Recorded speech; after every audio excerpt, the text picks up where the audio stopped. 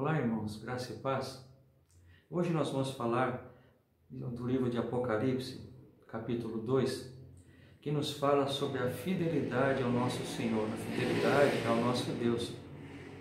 O livro de Apocalipse foi escrito durante uma época de grande perseguição aos verdadeiros cristãos.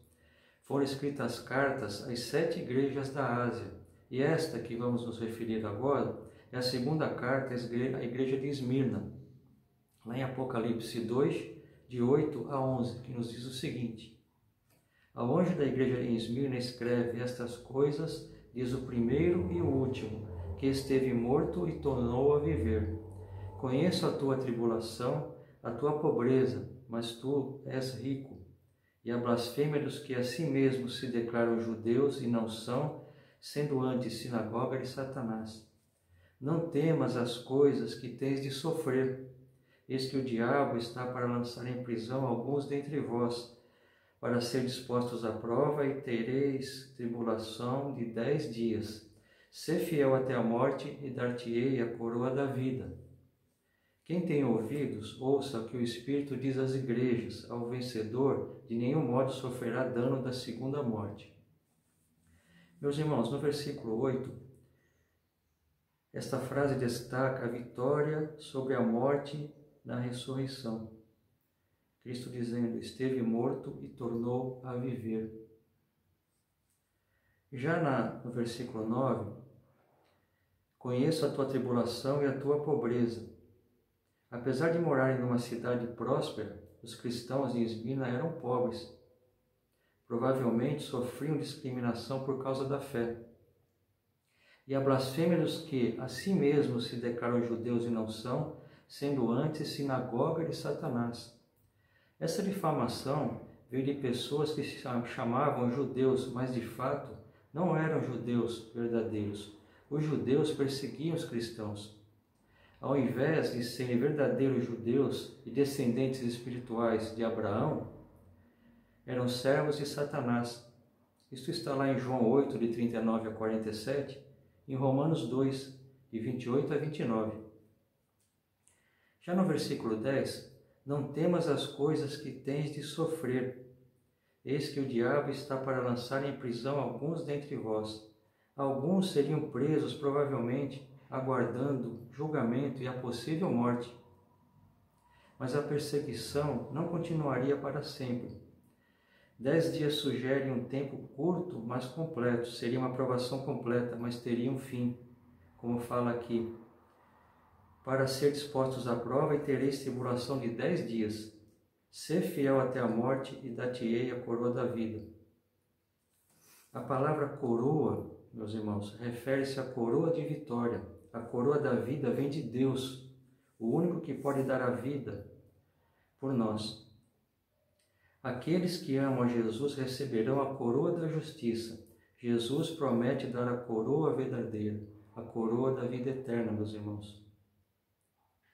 Já no versículo 11, quem tem ouvidos ouça o que o Espírito diz às igrejas: o vencedor de nenhum modo sofrerá dano na segunda morte.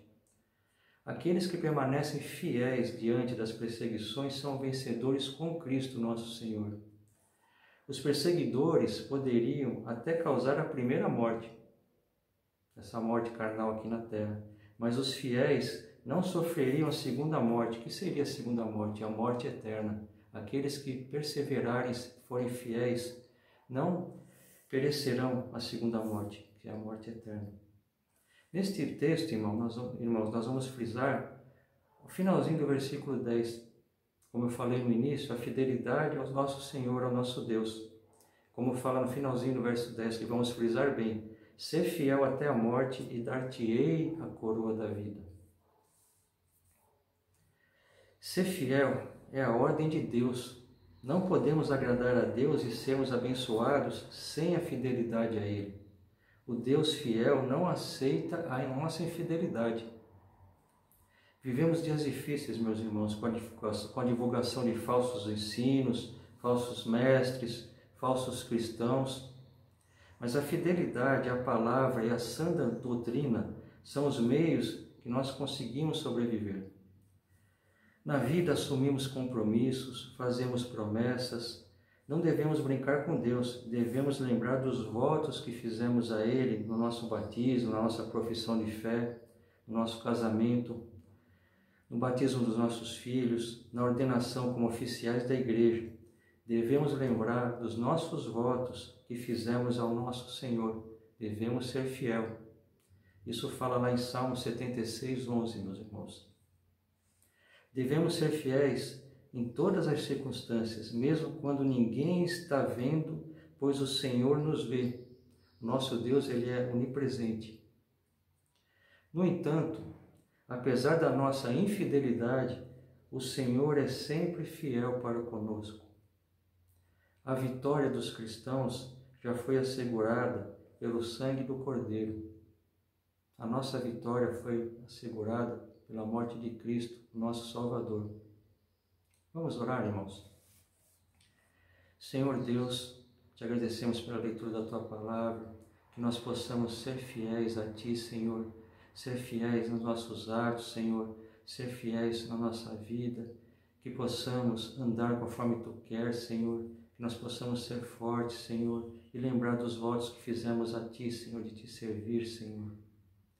Sabemos que Tu nos prepara a vida eterna, Senhor, para vivermos contigo, ó Pai. Te agradecemos por tudo, te louvamos, em nome de Jesus. Amém. Irmãos, então vamos lembrar desse texto que falamos. Devemos ser fiéis ao nosso Deus e lembrar dos votos que fizemos a Ele e sabermos que dependemos inteiramente dEle. Que Deus nos abençoe com essa palavra e nos dê a paz. Amém, irmãos?